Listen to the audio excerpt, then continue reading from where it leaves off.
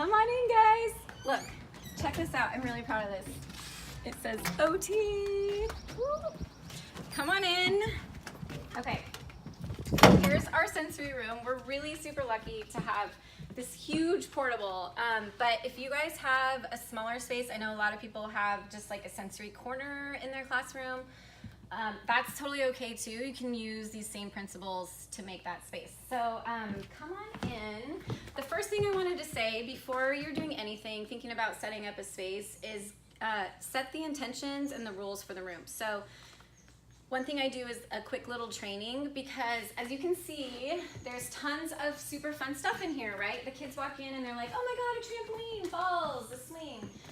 And we really want to get the point across that it's not a free-for-all place, it's not an extra recess place, it's a therapeutic environment, and just let them know what a sensory room is. So some of you guys might not know what a sensory room is. Christy, do you know what a sensory room is used for? I send my kids when they're not really ready to learn. Awesome, you've been hanging out with an OT, right? I think I do. Very nice, Christy. So when your students are having a hard time in class, if you have access to a sensory room or space, that's where they're gonna go to get the sensory input that they need so that they're ready to learn. So that might be calming strategies or pressure or any of those kinds of things. So let's take a look around. One more time, Christy, if you can just look around. If you'll notice, the walls are very, very bare, and on the shelves there's nothing out. That's done on purpose. So one thing I want you guys to think about is creating a low stimulation environment. So when we walk into classrooms, not knocking you teachers, don't take it this way, but there is a ton of stuff everywhere. There's the alphabet and like artwork and blah, blah, blah, all the stuff. So our kids are constantly taking in all this visual information. So what I want to do when I create this space is make an environment that they can just kind of, that's not going to overwhelm them at all. So that's why there's very limited stuff on the walls. These are kind of cool to point out. If you guys can get some of these, they're fluorescent light covers, and they also really help the environment. Fluorescent lights are pretty horrible for everyone, and the tone, the hues of the lights and the flickering can be really distracting and cause headaches and seizures and all this bad stuff. So if you can get some of these, they're pretty cool. Let's take a look at some of the equipment we have in here.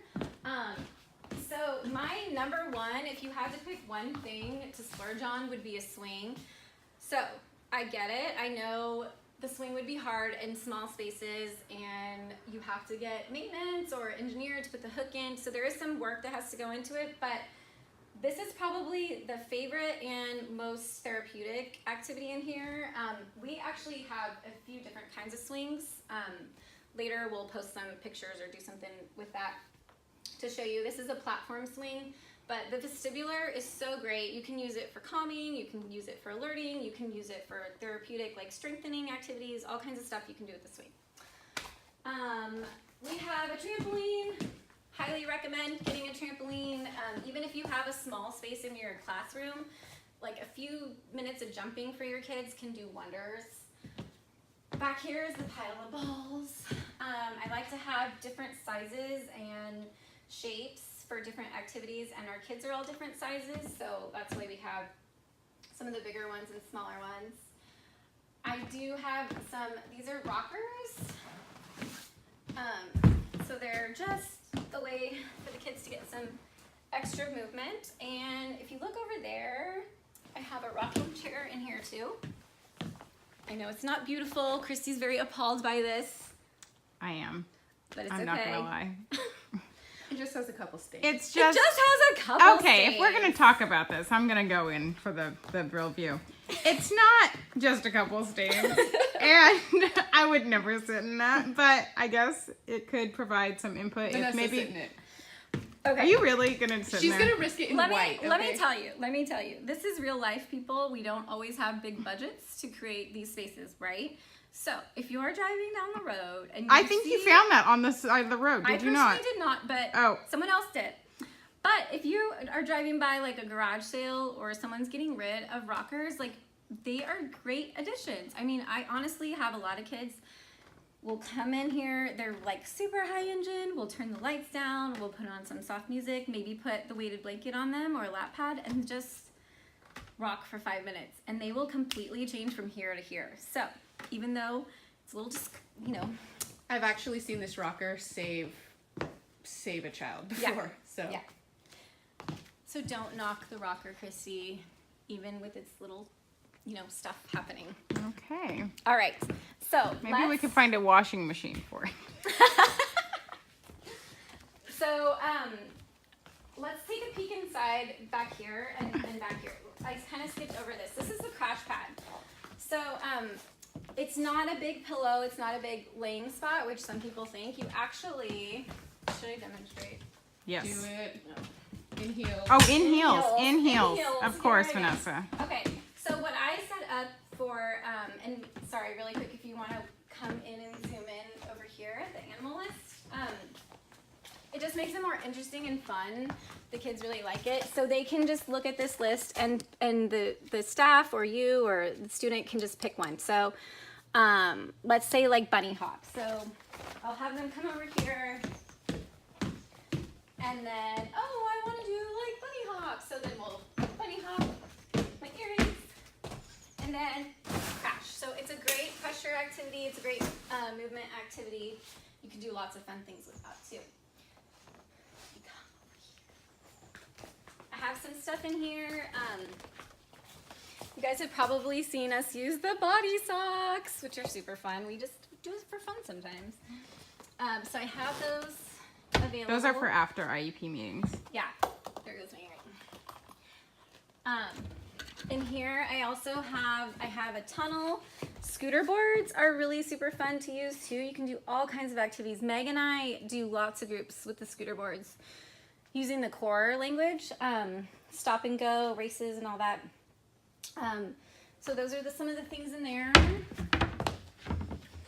And here I have a spinner, so the kids sit on it and spin, rotate. That is a giant canoe. It's called like a, what are those called? Like a squishy canoe, like a pod, yeah. They basically look like a big kayak blown up and they sit inside it and get pressure. I think it's called a pea pod. Pea pod. I think so too. And then over here we have these fun giant feet. I feel like someone else should be demonstrating some of this stuff too, but I won't make them do it. You already did your moonwalk in those. Oh yeah, we did we did You've been moonwalking paying in attention. these. You've seen the Yes. moonwalk. But these are really fun too, and there's a lot that goes into this for coordination wise and all of that. And then I have this thing. I think we did some videos with that too. Like you go back and forth. And here is our other kinds of swings. And again, we'll do some little videos or some little pictures of some of the other stuff so you guys can see it. Let's see. What about this?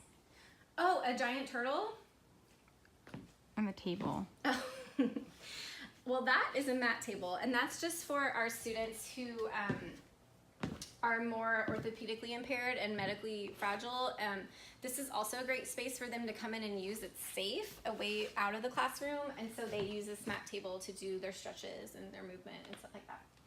And I don't know about you, but I think every sensory room just has to have a giant turtle. I mean, why not?